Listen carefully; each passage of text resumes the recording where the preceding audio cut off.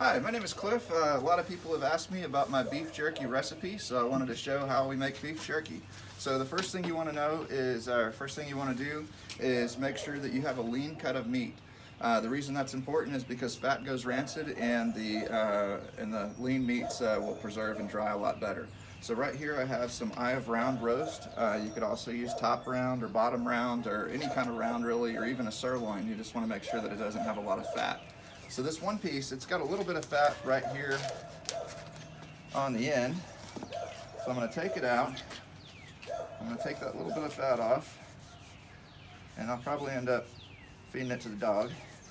Or you can render it out. You can make, you can use it to fry things with. Lots of uses for some beef fat, but jerky's not one of them. So another thing you wanted to look at when you go find your beef jerky at the store, or your beef roast at the store, is you want to find one that's got long pieces, long grains like this, and you want to be able to cut against the grain. So if you take a look at that, you can see the grain this way. You don't want the grain this way. You don't want to be cutting it like this because it won't fall apart like you want it to. So we're going to take a really small cut. You want lean cuts, and you want them to be really thin. Now, if it was the winter time, I'd be able to use a lot thicker cut because I could do this when it was below 40 degrees outside, so I wouldn't need refrigeration, and it would stay cold and do what you call cold smoking. And I'd love to do that, except for we're in Georgia in March, and it's getting a little bit warmer here, so I can only do a thin cut because I want it to dry out before it starts going bad. So we're just going to make a couple of quick cuts here. You also want a good sharp knife. I really like these long ones. And I'm just going to take a few pieces like this, and I'm going to put them in the bag. Now you can cut this whole thing and put it in the bag. It just depends on how big of a batch you want. Just for the purpose of time, I'll just throw a few of them in here. Everybody's got a secret ingredient. There's no secrets here. All I've got is soy sauce and pepper. So I'm going to put some soy sauce in there. Going to drop a little bit of pepper in there. If you like red flakes, you like garlic, anything else, any kind of dried spice will work great for this. Coarse ground. What's that? Coarse ground pepper. Oh, coarse ground pepper, absolutely, yeah. So coarse ground pepper is it's gonna give it a better texture. If you used other pepper, it's not gonna give you that meaty kind of I guess rustic kind of look. So I really like this coarse ground pepper. But yeah, coarse ground pepper and soy sauce. And I'm going to set this aside for just a minute. I've already got some, so what I did here is the same exact thing. I just cut up the whole roast and put it in a bag like this. So also, when you cut it, you make your cut, and then you want to cut it in a few pieces, in thin strips if it's the summertime. So right now it's kind of springtime, but I'm still concerned about not wanting to leave raw meat out for too long. So I'm just going to cut it into strips like this, and then I'm going to put those in my bag. So now it's time to buy a dehydrator, unless you're really thrifty. And so what I've done is I've made two different kinds of dehydrator. Believe it or not, that's a part of a dehydrator. The brick and the log, that's all meant to be there. Even this barrel that we found at my lovely assistant Jennifer's house, the one that's filming us today, in her backyard, we found this old barrel that was all burned out. We were thinking about taking it to the dump, but I thought that might make a good dehydrator. So if you take a look at the charcoals down here, you'll see that I've got a little bit of fire, but not much. I don't really want to cook the meat.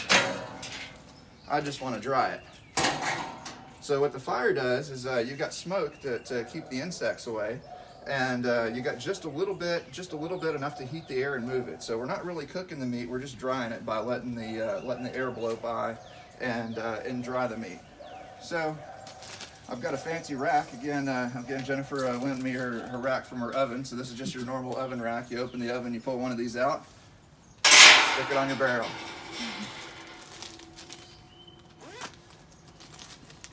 Right here we have some pieces. I marinated these in the exact same way a few hours ago. You can leave them overnight. You can even make it like this. This is a very good way to freeze meat. So if you just work all the air out and close the bag and freeze it like that to where you don't see air in there, it's a good way to freeze meat because you don't get the air and the oxidation and such. So I'm just going to take it out, and I'm just going to start setting pieces over the rack, just like this.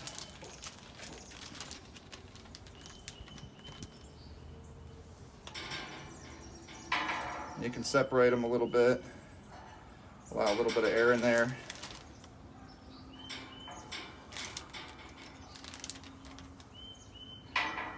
And I'm going to leave this for, if I start in the morning, I'll finish in the afternoon, and it'll be dry and ready to eat.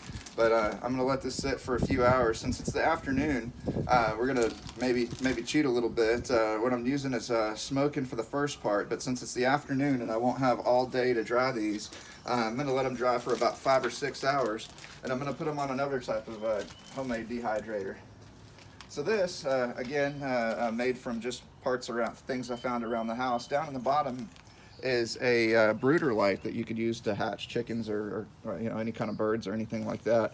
I don't want anything to fall onto my brooder light, so I have a piece of foil and some wires. This is my bottom rack. Now I want to have multiple racks, so I've got these other rectangles here, so I can put another rack in, I can put some meat on there, put another rack on, put some more meat on there. So the good thing about this one is it don't give you the smoky taste. So if you wanted to dry strawberries like we did yesterday, or dry mushrooms, we've even dried a lot of the homemade mushrooms that we find seasonally. So we'll start them on the barrel, and then after we get done with the barrel, they'll dry in a couple of hours, or this will dry in several hours. But just to give it that extra dry, I'll just set them right here on the rack. When I get ready, I'll put another rack in there, and then I'll set more on that rack. And next thing you know, first thing in the morning, you'll have some dry jerky that's got a lot less preservatives and a lot better texture and a lot better taste than anything you can find at the store. Thanks for watching.